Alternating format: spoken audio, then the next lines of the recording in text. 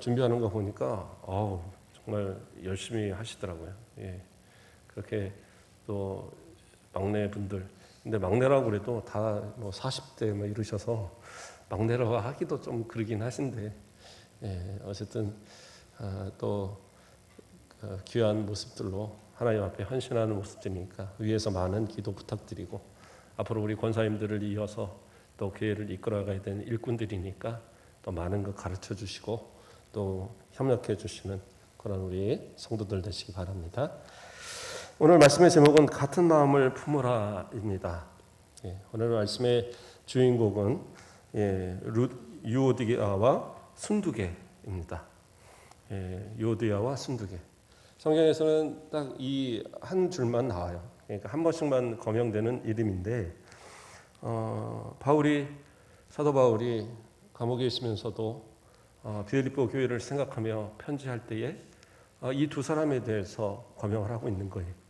그러면서 하는 얘기가 뭐예요? 내가 유오디아를 권하고 순두개를 권하노니 주 안에서 같은 마음을 품으라, 이렇게 이야기하죠. 자, 이렇게 유오디아와 순두개, 어떻게 보면 교회에서 상당히 열심히 일하는 권사님들, 이 정도 될 것 같아요. 예.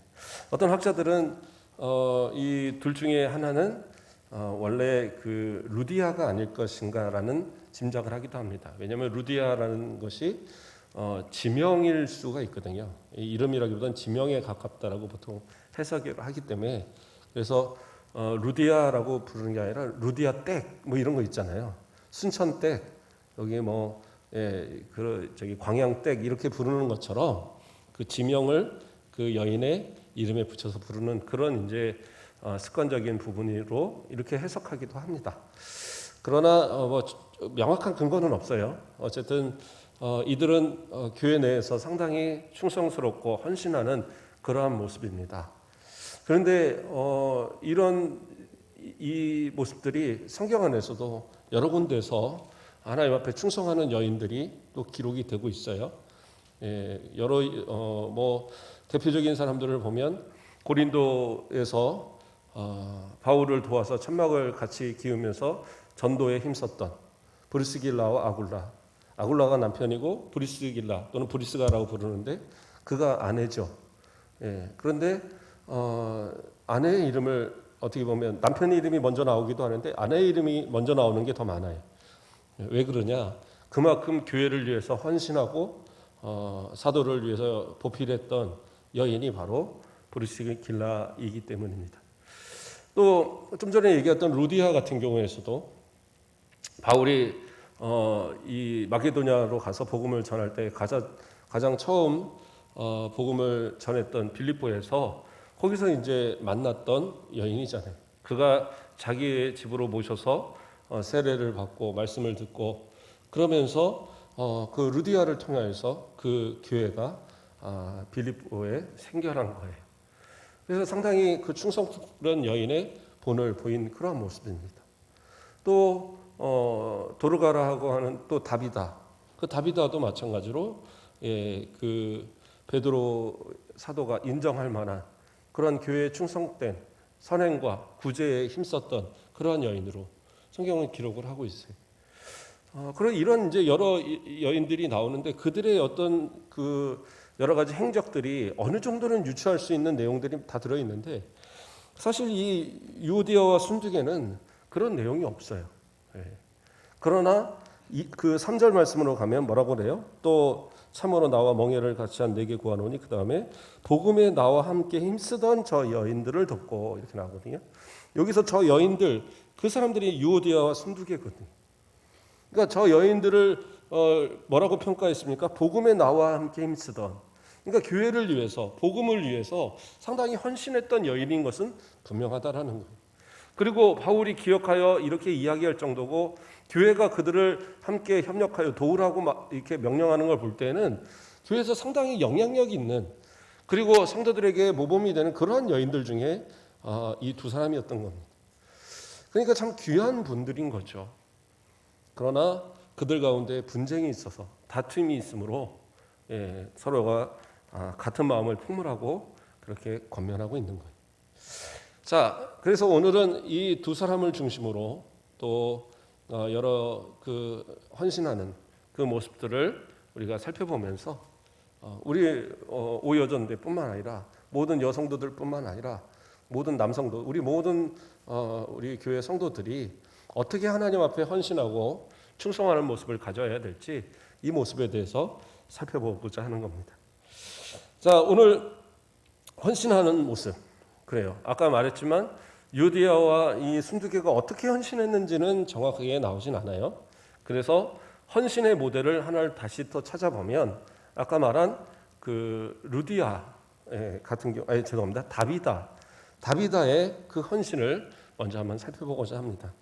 사도행전 9장 39절 말씀을 보면 베드로가 일어나 그들과 함께 가서 이름에 그들이 데리고 다락방에 올라가니 모든 과부가 베드로 곁에 서서 울며 도르가가 그들과 함께 있을 때에 지은 속옷과 겉옷을 다 내보이거늘 이렇게 이야기합니다. 그러니까 하나님 앞에 헌신하는 사람들은요, 남들이 기억할 만한, 남들이 인정할 만한 그 정도의 헌신의 모습들을 좀 보일 필요가 있다. 그걸 얘기하는 겁니다. 예, 물론 모두가 다 이렇게 다 그렇게 헌신할 수 없을 수도 있겠지만 그래도 하나님께서 내게 맡기신 직분이 있어서 권사의 직분을 맡겼고 또는 장로의 직분, 안수집사의 직분 또는 교회에서의 어떤 기관의 회장의 직분 또는 교사의 직분 이렇게 찬양대의 직분 맡은 직분들이 있잖아요. 그러면 그것을 통해서 누군가에게는 기억될 만한 성도들에게 기억될 만한 그러한 좀 최고의 헌신들이 있어야 되지 않을까. 저는 그것을 이야기하는 겁니다. 이 다비다는 베드로가 인정할 정도의 믿음이었어요. 그가 요바에 있었는데 그곳에서 많은 사람들에게 선행과 구제를 행하는 여인이었어요. 근데 그가 죽었습니다. 완전히 죽었어요. 그래서 죽었다는 소식을 루다에 있던 베드로가 듣습니다. 그래서 그 장례를 돕기 위해서 또 살피기 위해서 집례하기 위해서 이제 찾아간 거예요.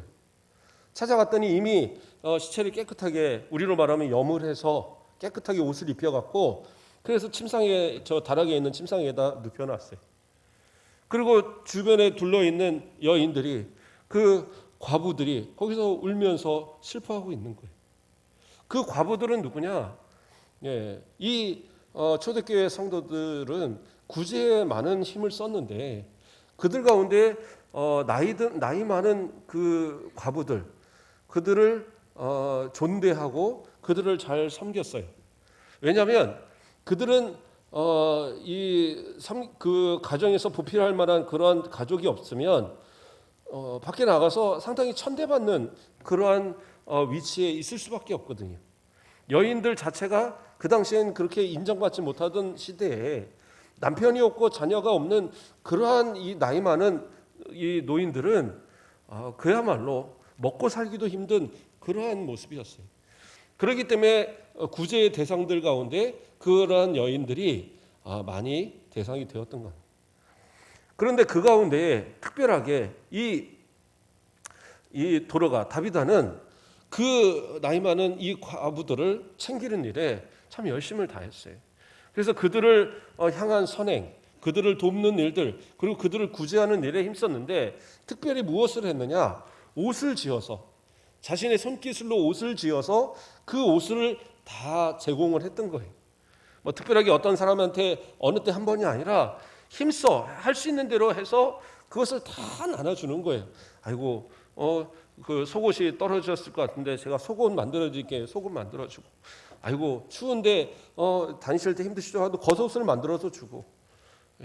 기술도 좋아요. 그런 것도 이렇게 다 만들어서 이렇게 하는 거 보면 어쨌든 그래서 그것을 그렇게 잘 행했는데 이 여인이 죽으니까 그 선행과 그 구제가 생각이 나서 그들이 모여서 울고 있는 거예요. 그러니까 베드로가 왔을 때 이 여인의 여러 가지 선행들을 이야기하면서 자신들이 이제 받은 그 은혜를 받은 그 선행을 그 베드로한테 설명을 하는 거예요. 베드로 사도님, 이 겉옷 있잖아요. 이거 이 여인이 지금 죽은 이 다비다가 저에게 만들어 준 거예요. 얼마나 제가 이 따뜻하게 이것을 입고 사는지. 그러니까 옆에 있는 사람이 나도 만들어줬는데, 나도 만들어줬는데. 그러니까 그 중에 또 어떤 여인은 또 이 나이 드신 분들 좀 그렇잖아요. 이렇게 이게 뭐 속바지 이런 것도 막 보여도 막 그런가 보다. 그 이제 꺼내서 보여주는 거예요. 이것도 이 속옷도 우리 이 다비다가 만들어줬는데, 그러니까 너만 만들어줬냐? 나도 만들어줬어. 하고 다 막 보여주는 거예요. 그러면서 이 여인의 선행을 기억하는 거예요. 그러니까 베드로가 어떻게 해요? 하나님 앞에 기도하는 거예요. 하나님, 이런 여인을 지금 데려가시면 안 됩니다. 하나님께서 아직 해야 할 일이 많은 이 여인을 지금 데려가시면 어떡합니까? 하나님, 살려주세요. 그리고 기도하면서 다비다야 일어나라. 그리고 어떻게 해요? 다비다가 벌떡 일어나요. 여기서 참 베드로 사도가 능력이 참 좋네. 아이고 기도하니까 그렇게 살리기도 하네. 우리 목사님은 능력이 없어서 그런 것도 못 하실까? 그거 생각하라는 얘기가 아니고, 저한테 와서 뭐 죽은 사람 살려달라 그런 거 하지 마세요. 저는 그런 능력은 없어요. 그런데 어쨌든 그렇게 기도할 수 있었던 이유는 뭐예요? 그가 하나님 앞에 헌신하고 성도들 앞에 그런 구제와 선행을 힘써 행했던 그 근거를 가지고 하나님 앞에 기도하는 거예요. 이런 여인, 아직 주 앞에 더 충성스러워야 될 여인, 하나님 돌봐주셔야 되지 않느냐. 그 헌신은 그렇게 하는 거예요. 그래서 기억될 만한 헌신. 그렇지 않겠어요? 그러니까 목회자들도 솔직히 사람입니다. 사람이다 보니까 그러한 어떤 모습들을 다 지켜보게 돼요. 물론 선물을 목사님은 많이 해야지 기도를 많이 해줄까? 그렇지 않습니다. 선물은 작게 하거나 크게 하거나 우리 배추를 갖다 주시거나 사과를 갖다 주시거나 다 똑같은 거예요. 우리 박영근 집사님 같은 경우에는 목사님 고기 좋아하신가요? 뭐요? 물고기요. 그래갖고는 그 가서 낚시해갖고 잡아온 거를 다 이렇게 손질해갖고 다 해갖고 갖다 주셨더라고요. 맛있게 참 잘 먹었습니다. 그게 그 비싼 거 갖다가 근데 비싼 것도 있더라고요. 돔도 잡아갖고 주시고 그러긴 하던데, 어쨌든 내가 먹는 거 우리 목사님도 드린다. 그렇게 해서 같이 먹으면 좋죠. 꼭 무슨 좋은 뷔페 데려가서 식사하고 한정식 가서 식사하고 그건 부담도 되고, 그냥 목사님 오늘 목사님 갑자기 생각났는데 우리 짜장면 먹을까요? 얼마나 좋아요. 저는 좀 요즘 그랬으면 좋겠는데 코로나 핑계 대고 아무도 안 나타나요. 점심 같은데 목사님 그냥 우리 짜장면 같이 먹어요. 우리 소록신 원사님하고 먹었던 짜장면이 기억이 나는데 그 뒤로 짜장면 먹다는 얘기를 안 하시네. 자, 어쨌든 괜찮아요. 국밥이 됐든 짜장면이 됐든 아니면 라면 하나 끓여서도 목사님 오늘 컵라면 하나 드실래요? 그럼 컵라면 들고 오면 같이 먹죠. 그냥 그것도 좋고 다 좋아요. 많고 적고 이건 문제가 아니에요. 그런데 가장 목회자를 긴장하게 하는 건 뭐냐? 성도다운 모습, 예배의 열심, 기도의 열심, 하나님 앞에 봉사하고 헌신하고 이렇게 찬양대하고 교사하고 이런 열심을 내는 이런 분들이 사실은 더 긴장을 시키는 거예요. 그러면서 하나님 앞에 기도하는 제목 가지고 목사님 기도해 주세요. 이거 꼭 들어주셔야 되는데 하나님 앞에 기도 부탁드립니다. 그러면 목회자가 그때 긴장하는 거예요. 짜장면 10번 먹어봐야 그거 갖고 긴장 안 합니다. 본인 먹는 거 같이 숟가락 하나 더 했는데 뭔 긴장을 하겠어요. 그런데 정말 하나님 앞에 헌신하고 충성했는데 그 사람이 어려움에 처하면 기도 안 할 수가 없어요. 하나님, 이렇게 충성스러운 사람, 이렇게 헌신하는 사람, 이렇게 교회를 위해서, 하나님 나라를 위해서, 하나님을 위해서 충성하는 이 사람이 복받지 않으면 어떡합니까? 기도 안 할 수가 없다니까요. 나한테 기도는 요청했는데 안 들어줘요. 그러면 긴장을 하는 거예요. 그러니까 실제로 가서 좀 꼭 기도하니까 하나님 꼭 들어주실 거예요. 앞으로 꼭 들어주실 겁니다. 그러니까 어떤 분은 저한테 그러더라고요. 목사님, 기도의 효과는 언제쯤 나타날까요? 그래서 참 민망할 때도 있고, 그러나 또 같이 기도하는 거죠. 그래도 항상 목사님 기도해 주세요. 아직 제 믿음이 부족한가 봐요. 제 능력이 부족한가 봐요. 기도해 주시면 될 줄 믿어요. 근데 놀라운 것은 하나님이 한번 복 주시기 시작하면 우리가 생각하지 못한 속도로 막 밀고 가요. 예, 그런 거를 체험하는 사람들이 참 많거든요. 근데 그런 이야기들을 하면 에이 어쩌려니까 되는 거지. 아이 그 사람만 특별한 거죠. 그렇지 않아요. 하나님께서 복 주시는 사람은 분명히 역사해. 근데 어떤 사람이 복을 주냐? 어떤 사람이 복을 받느냐? 하나님을 긴장하도록, 목회자를 긴장하도록 만들어 봐야죠. 이런 사람 복 안 주면 어떡합니까? 라는 소리가 나올도록 그렇게 만들어야 될 거 아니에요. 이 다비다를 위해서 기도하는 베드로의 심정이 어떻겠으며, 그렇죠? 사르밧 과부 엘리야를 위해서 그렇게 헌신했던 여인, 그 아들이 죽었을 때 그 아들을 살려달라고 기도하는 엘리야의 마음이 어떻겠어요? 하나님 앞에 헌신하는 자들, 그러한 모습들, 그러한 충성된 모습들이 좀 기억될 정도로 내가 맡은 것에 있어서 좀 그러한 기억될 만한 모습들, 성도들이 다 같이 기도해 주면서 저분이 정말 그 하나님 위해서 충성된 일꾼으로 잘 주의 일 감당할 수 있도록 그렇게 기도해 있을 만한 그런 모습들. 아이 뭐 장로님이나 권사님이나 나나 다 똑같은데 이런 생각 갖지 않도록 내가 맡은 직분이 가장 존귀하고 귀하고 아무나 할 수 없는 그러한 직분이라고 여길 정도로 그런 최선의 모습들을 좀 갖는 것, 그거 중요한 거예요. 그것은 어떤 개인적인 자질이나 능력으로 되는 게 아닙니다. 진짜 믿음 가지고 신앙으로 최선을 다하며 하나님이 주신 능력 가지고 감당하는 거예요. 그런 것이 바로 헌신자들의 오늘 바른 모습이 되는 거예요. 근데 중요한 건 뭐냐? 그렇게 헌신하는 것까지는 좋은데 오늘 이 유오디아와 순두개는 어떻게 해요? 다툼이 일어났다는 거죠. 그러니까 그 다음에 중요한 것은 뭐냐? 죽도록 충성하되 뭐예요? 서로가 한 마음이 되는 것, 마음을 같이 하는 것, 이것이 무엇보다 중요한 겁니다. 그래서 2절 말씀에 뭐라고 권면을 합니까? 내가 유오디아를 권하고 순두개를 권하니 주 안에서 같은 마음을 품으라. 같은 마음을 품으라고 권면하고 있어요. 교회 일은요 그렇게 특별한 거 없어요. 그렇지 않습니까? 누가 해도 해요. 아주 특별한 거 없습니다. 안 되면 그냥 발로라도 해요. 손으로 안 되면 안 되는 일 없어요. 그러나 뭐예요? 그냥 누가 조금 더 잘하고 조금 더 못할 수는 있어요. 그러나 그렇다고 해서 그것이 잘못되거나 문제가 되거나 그런 일은 없습니다.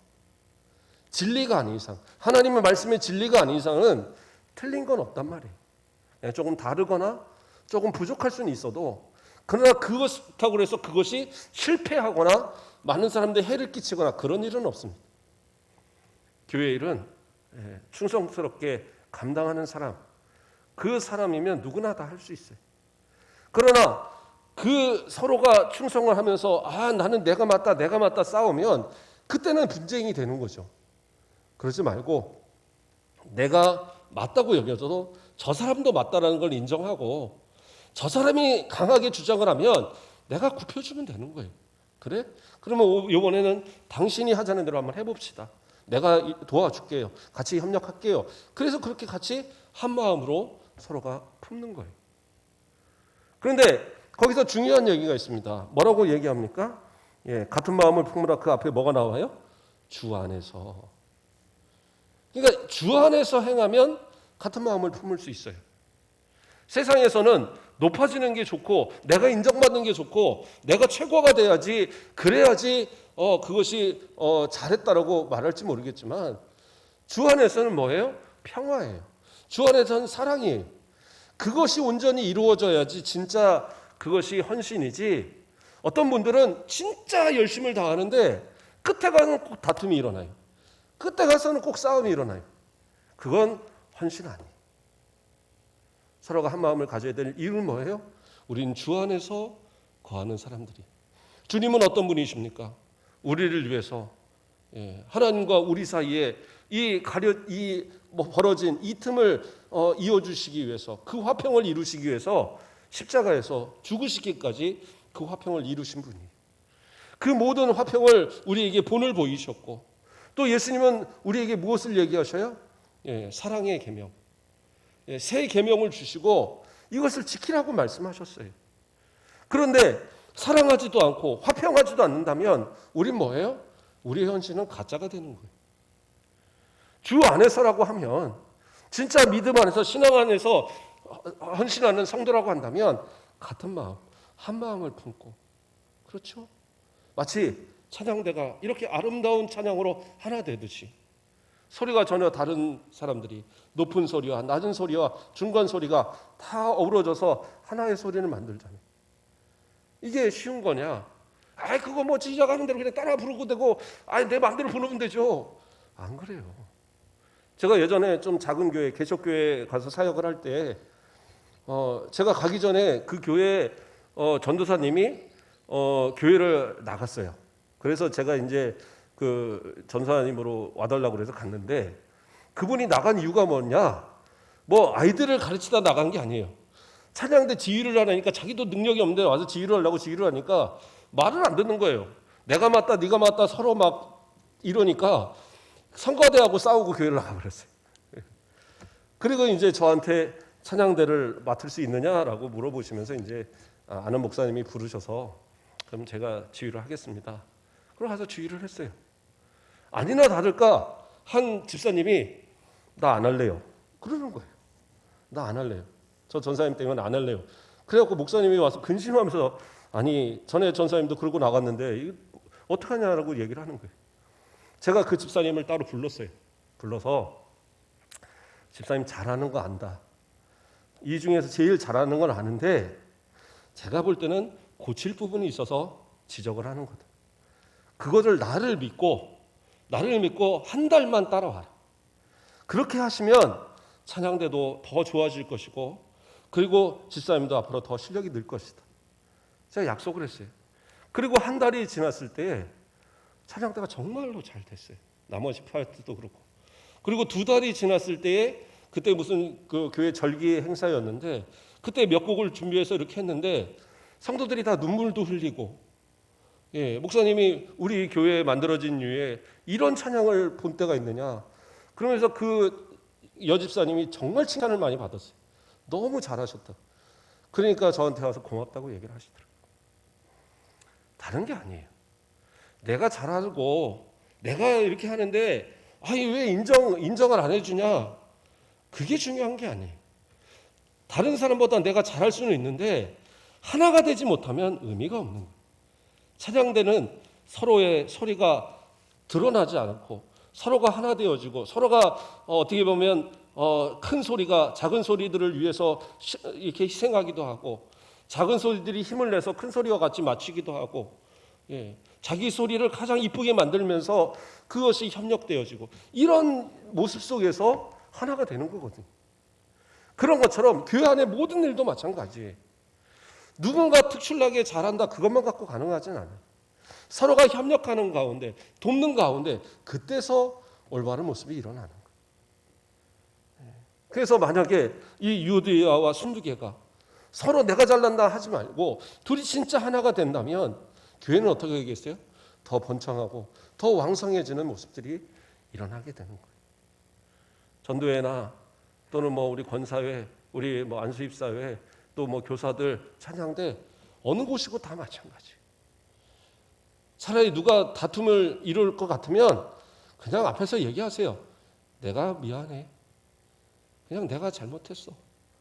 우리 그냥 같이 협력해서 하자. 내가 도와줄게.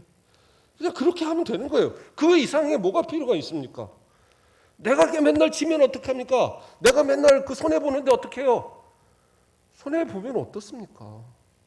예수님은 십자가에 죽기까지 희생하셨는데 내가 좀 손해보면 어때요? 그런다고 내가 손해봅니까? 안 그래요. 교회에서 내 손해봤다고 개인적으로 손해봐지는 일이 있느냐? 절대 그런 일은 없거든요.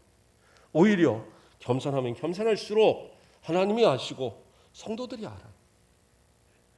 앞에 서서 일하면서 내가 대장이야 꼭 그랬다고만 인정받는 게 아니란 말이에요.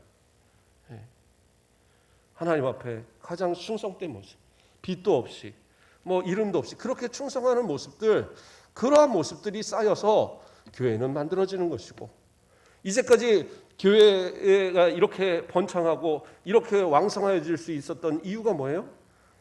성경 안에 있는 나오는 이름이 드러나는 성도들은 얼마 되지 않잖아요. 그러나 이 얼마 되지 않는 성도들의 열심 때문이 아니라 이들은 대표적으로 그냥 이런 분들이 있다라는 것이고, 이름도 빛도 없이 그냥 충성한, 헌신한, 그저 협력하라면 같이 협력하고 그렇게 드러내지 않았던 수많은 사람들의 그러한 헌신이 교회를 왕성하게 이제까지 이렇게 이어올 수 있도록 만들었다는 거예요. 우리 순천 가곡교회 100년이 넘는 역사 동안에 우리 성도들 다 기억하십니까? 예, 다 기억 못 하시잖아요. 연역에 나와 있는 이름들 보면 그냥 그렇구나 이해할 수 있을 거예요. 그러나 과연 다 기억할 만한 분들이 이미 돌아가신 그분들 다 어떻게 기억하겠어요? 100년 전이면 우리 연세 많으신 어른들도 할아버지들 아버지 위에 분들 이런 분들이실 텐데 그분들을 어떻게 기억하겠어요? 그렇지 않겠습니까? 그러나 그 이름도 없이 빛도 없이 교회를 위해서 헌신하고 기도하고 눈물을 흘렸던 그들의 수고가 모두가 하나 되어졌을 때 지금 우리의 순천 가곡교회가 만들어졌고, 우리 순천 가곡교회가 모태가 되어서 여러 교회가 또 만들어졌고, 이번에 목사님들 모임이 있어서 이렇게 시찰 모임을 했는데 지번교회 목사님이 그러더라고요. 저한테 우리 교회 원래 가곡교회에서 나간 거 아세요? 그러더라고요. 연역이 있는데 왜 몰라요? 알죠. 그랬더니 웃으시더라고요. 그리고 여기 영광교회 새로 오신 목사님도 젊은 목사님 오셨는데 얘기하면서 얘기 들으니까 다 우리 가곡교회하고 다 아시는 분들이 있더라고. 그 얘기들을 하는 거예요. 어쨌든 좋은 일로 나갔든 어쨌든 나쁜 일로 나갔든 서로가 여러 군데에서 다 이렇게 교회들이 성장하고 또 나름대로 역사할 수 있던 가장 모태가 어디예요? 우리 가곡교회잖아요. 이 순천에서 저 통합측교회 중앙교회 제외하고 합동측에서 우리 교회 말고는 어디 있었냔 말이에요. 그렇게 해서 시작되어서 그 수많은 사람들의 이름도 빛도 없이 헌신하며 전도하며 기도했던 그들의 수고로 인해서 순천의 수많은 교회들이 만들어진 거예요. 우리 교회를 거쳐갔던 많은 이들, 꼭 그렇게 나누어졌던 교회들 아니더라도 다 얘기들을 해보면 제가 만난 분 중에 열이면 한 7, 8명은 순천 가곡교회에 와서 그 사탕 하나라도 얻어먹었다는 소리들을 하더라고요. 그렇게 해서 만들어진 이 순천의 기독교의 바탕이 우리 교회를 통해서 이루어졌다라는 것. 그런 어떤 자부심들을 좀 가지고 우리도 내가 빛도 없이 이름도 없이 이렇게 드러나는 거 없더라도 최선을 다해서 내가 가진 자리에서 충성하고 헌신함을 통하여서 협력함을 통하여서 그러면서 그 안에서 주님의 역사가 또 계속되어져서 우리가 앞으로 10년 뒤, 20년 뒤, 100년 뒤에도 우리 순천 가곡교회가 정말로 이곳에서 또 더 많은 영혼들을 살리는 귀한 모습들을 감당할 수 있게 되는 것, 무엇을 통해서 가능하겠어요? 서로가 하나 되어지고 주 안에서 하나 되어서 한 마음 가지고 협력하고 하나가 될 때 그때에서 교회는 계속 되어질 수 있는 거예요. 그러나 만약에 분열되고 계속적으로 서로가 다툼 만약에 있다, 그럼 어떻게 해요? 교회는 무너질 수밖에 없는 거예요. 그래서 바울 사도는 어렵게 정말 기도하면서 어떻게 보면 그 감옥에 억울하게 갇히면서까지 그렇게 기도하며 만들었던 빌립보 교회인데 이 교회에 다툼이 있고 서로가 잘났다고 하는 모습을 보면서 얼마나 가슴 아팠겠어요. 그렇게 애통해하는 그런 마음으로 권면하는 그 모습, 바로 주 안에서 하나 되라는 이 말씀이 우리 성도들 가운데서도 그렇게 마음 가운데 새겨지길 바랍니다. 때로는 그래요, 마음에 안 드는 사람들 있을 수 있어요. 어떤 분이 그 통계를 통해서 그런 것도 얘기하더라고요. 교회가 있으면 만약에 100명이 있으면 열심히 있는 사람이 한 20명이면 그냥 왔다 갔다 하는 사람들이 한 40명이고 그리고 또 한 20명은 또 이제 그냥 드문드문 왔다 갔다, 말 그대로 그냥 드문드문 왔다 갔다 하고, 그리고 한 20명은 불평하고 불만하는 사람들이 있더라는 거예요. 그러니까 그래서 저 사람들만 왔으면 우리 교회가 정말 잘 될 것 같은데, 그러면 그 20명을 싹 빼버려요. 그러면 이 80명이 아주 은혜롭고 복된 교회가 되느냐? 그렇지 않아요. 그러면 거기서 또 한 20%가 또 불평하고 불만한 사람들이 나온다는 거예요. 그럴 바에는 더 많은 사람 전도하고 더 많은 사람 협력해서 교회를 아주 많이 키워갖고 100명이 아니라 200명, 300명, 500명 만들어 놓으면 그래요. 한 100명쯤 그 불만을 하더라도 한 100명 이상 막 모여서 헌신하고 봉사해 보세요. 그러면 교회는 분위기가 확 달라지는 거예요. 협력하는 자들이 조금 더 열심을 내고 힘을 내서 앞장서면 되는 거예요. 그리고 다른 성도들이 협력해서 같이 나올 수 있도록 그렇게 분위기를 만들어가는 거 되게 중요한 겁니다. 그래서 우리 오여전대가 좀 그런 분위기를 만들어갔으면 좋겠어요.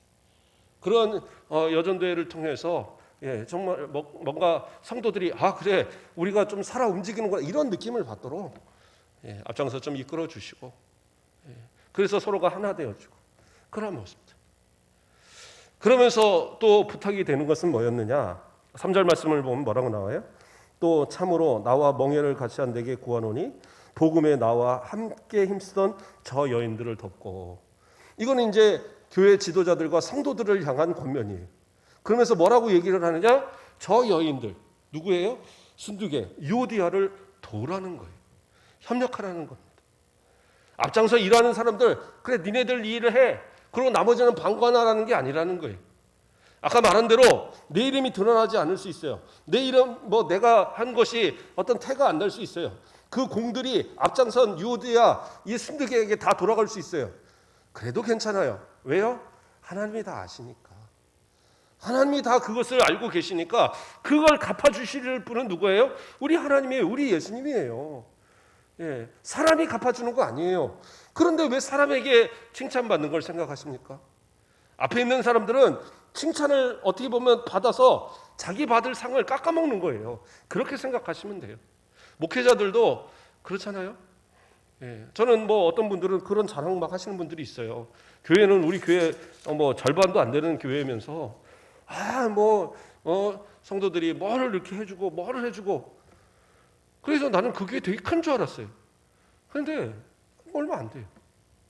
수십 년을 사역하셨는데 교회는 점점 쇠락을 해요. 양은 정말 목자가 키워야 되는 것이 저는 그래요. 양을 통해서 뭔가를 얻으려고 생각하면 그 목자는 하나님 앞에 받을 상이 없는 거예요. 저도 항상 그러해서 두려운 마음으로 하나님 앞에 기도하는 거예요. 겸손해져야 되고 낮아져야 되고 그런 목회자에게 되기를 항상 기도합니다.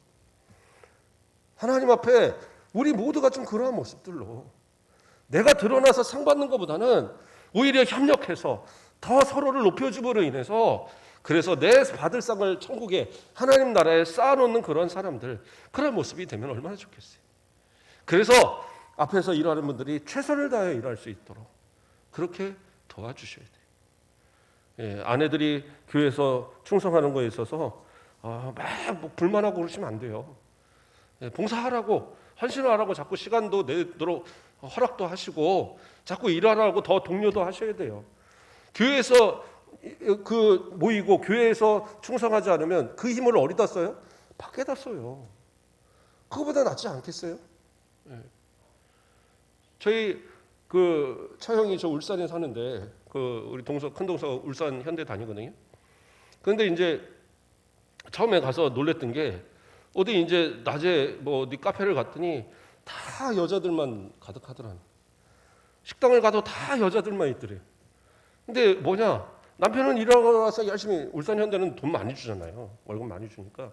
그러면 그 돈 가지고 아내들은 쓰러 다니는 거예요. 맛있는 거, 좋은 거 먹으러 다니고 그러면서 그거 다 쓰고 다니고 그거만이 아니라 좀 진짜 막 노는 좀 안 좋은 데도 돈을 쓰는 사람들이 되게 많더라는 거예요. 그런데 그것도 모르고 남편은 열심히 와서 일해서 주고 아내는 막 그런 일을 하는 것보다는 교회에서 와서 충성하는 모습이 얼마나 좋아요. 남편을 위해서 기도하고 자녀들을 위해서 기도하고 헌신해서 봉사하면서 정말 그 모든 봉사의 값을 하나님 우리 남편에게 부어주세요. 우리 자식에게 부어주세요. 기도한 마음으로 헌신하면 좋은 거잖아요. 그래서 자꾸 하시도록 독려하시고 그렇다고 해서 아내들도 집을 다 내팽개치고 교회에서만 산다 그거 아니에요. 성경은 뭐라 그래요? 아내는 남편에게 복종하라고 가르쳐요. 그것은 무엇이냐? 남편에게 동의를 얻으라는 거예요. 항상 남편과 상의하고 남편을 설득시키고, 그리고 남편은 뭐예요? 아내를 괴롭게 하지 말라 그랬어요. 괴롭게 하지 말라는 건 뭐냐? 아내가 정말 원하면 허락해야 되는 거예요. 그렇지 않으면 서로가 다툼이 있고 싸움이 있는 거잖아요. 이왕 허락할 거고 이왕 그럴 거면 교회 안에서 더 충성할 수 있도록 서로가 협력해서, 그래, 아내만 충성하면 되겠나? 남편도 충성해야지. 다 같이 손잡고 교회에서 충성하면 되는 거예요. 그래서 이 여인들이 마음껏 주의 일을 하도록, 그리고 너무 힘들어하면 가서 도와주시면 되는 거예요. 격려도 해주시고. 이제 우리 김장도 곧 하게 될 텐데, 김장할 때 되고 그러면 우리 남자분들 와서 좀 도와주시고, 정말 못 도와가겠다 그럼 우리 장로님들, 오늘 수고하셨는데 제가 한턱 쏘지요. 그래갖고 분위기 좋은 카페 같은 데 가서 차하고 케이크 같은 거 하나 딱 놓고 분위기도 좀 내게도 해주시고, 시간이 없어서 못하는데요? 그럼 돈 주세요. 제가 모시고 갈게. 어쨌든 그런 이제 헌신의 모습들도 좀 하고, 안수 집사님들은 마찬가지고, 정말 교회에서 세워졌으면 일할 수 있는, 우리 여성도들이 일할 수 있는 것이 기쁨으로 감당할 수 있도록, 내가 무슨 소뚜껑 운전수도 아니고 이거 맨날 교회에서 밥하고 이거 뭐야, 이런 말 안 나오게, 정말 내가 이렇게 일하는 것이 이렇게 대접받는 일인가, 이렇게 할 정도로 감사하다고, 고맙다고, 밥 먹고 나서도 항상 감사합니다, 잘 먹었습니다, 인사도 좀 하시고, 그게 얼마나 좋아요. 그냥 밥 먹고 그냥 오늘 반찬이 왜 이런 소리 절대 하지 마시고. 그런 분들은 집에서도 타박할 분들이에요. 그런 분들은 그냥 간장에다 밥만 줘야 돼. 감사하시고, 그리고 그 기쁨으로 일할 수 있도록 협력해 주시고 도와주시는 거, 그게 모든 성도들이 다 해야 될 일이라고 이야기하고 있는 거예요. 그러니까 어떤 분들은 얘기해요. 바울이 고린도 교회에다가 여자는 교회에서 잠잠하라 그랬잖아요. 그거 그 얘기 아니에요. 교회에서 아무 일도 안 하고 말도 안 하고 그러고 있으라는 얘기가 아니라 그 앞뒤의 문맥을 봐야 돼요. 거기에 앞뒤의 문맥은 뭐냐면, 예배에 관련해서 그 예언의 문제를, 신령한 문제를 이야기할 때에 거기서 나서서 목회자가 그 어떤 이끌어지고 하는 그 모든 데 있어서 그거를 방해하는 역할을 할 때에 지도한 얘기예요. 그래서 그런 질서를, 교회 안의 질서를 무시하지 말라는 의미 속에서 한 얘기지, 이게 뭐 여자는 그냥 순종하고 맨날 복종만 하고 그러라고 말하는 게 아니에요. 교회에서 여자는 잠잠하라는 게. 오히려 바울은 지금 이 빌립보 교회 순두계와 이 유오디아를 도와주라고 이야기할 정도로 주 안에서 헌신하는 여인들을 대단히 귀하게 여겼다는 것이 바울 사도입니다. 그러므로 헌신을 다 하시도록 그렇게 협력하는 그러한 여성도들, 또 우리 모든 남성도들이 그러한 협력자들이 되어져야지 더 교회는 왕성하여지고 힘을 내는 그런 모습이 될 수 있다는 사실.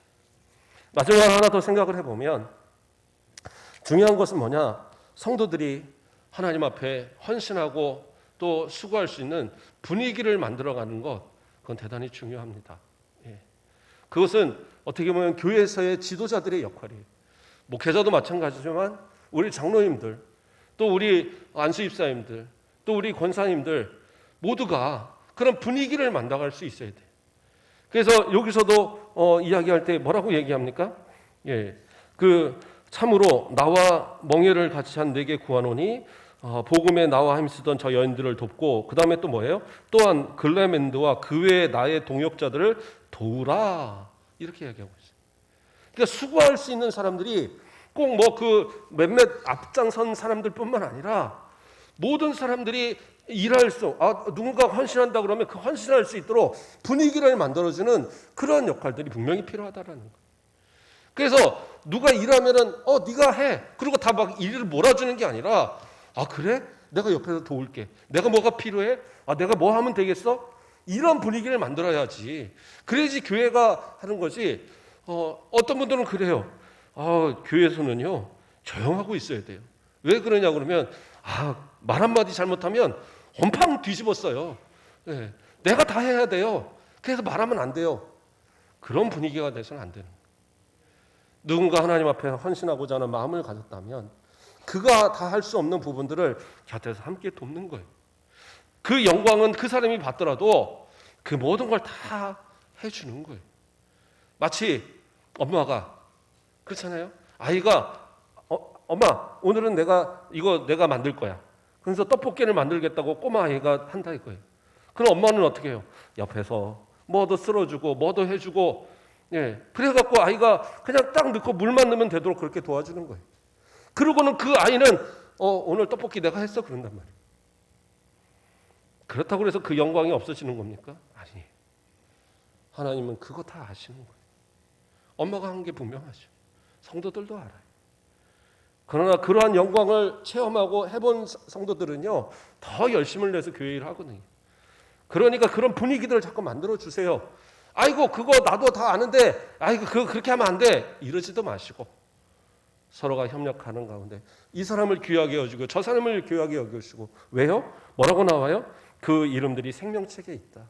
나만 구원받은 사람 아니고 저 사람도 구원받은 사람이고, 나만 하나님의 자녀 아니고 저 사람도 하나님의 자녀고, 나만 하나님 예수 그리스도의 피로 속죄받은 게 아니라 저 사람도 예수님이 피값으로 사신 그런 성도들이란 말이에요. 그러므로 모두가 존귀한 자고 모두가 다 귀히 여길 수 있는 그런 대접을 받도록 서로가 그렇게 분위기를 만들어가요. 그러면 우리 교회에 누군가가 딱 왔을 때 그런 느낌 받지 않겠어요? 마치 자기가 왕이 된 것처럼. 아니 왜 이렇게 나를 높여주지? 왜 이렇게 나를 섬겨주지? 서로가 그런 분위기 속에서 교회는 성장하는 거예요. 성장하는 교회들 보세요. 다 하나같이. 언젠가 그런 얘기를 제가 들었어요. 예전에 기도원에 아이들을 데리고 수련회를 갔는데 그 기도원 관리하시는 분이 어디입니까? 갑자기 그 통합 측 그 큰 교회 김사모 목사님 교회가 어디죠? 네? 명성교회 맞죠? 그 명성교회 그 김사모 목사님에 대해서 이야기를 하면서 하는 얘기가 그 목사님은 어떻게 하신 줄 아십니까? 새 신자들한테는 정말 깍듯하게 인사하시고 정말 다 한다는 거예요. 그러면 목사님이 그렇게 하니까 장로님들이 어떻게 하느냐? 새 가족들이 오고 그러면 90도로 인사를 한대요. 쫙 줄을 서가고. 그러니까 그런 분위기 속에서 그 교회를 등록을 안 할 수가 없다는 거예요. 그런 얘기를 하시더라고요. 목사도 중직자들도 모든 성도들이 그렇게 섬김을 다하는 모습들. 그러한 모습 속에서 우리 오여전도에도 정말 본을 받아서 그래요. 우리 권사님처럼 저렇게 충성해야 되는구나. 우리 장로님들처럼 저렇게 겸손해야 되는구나.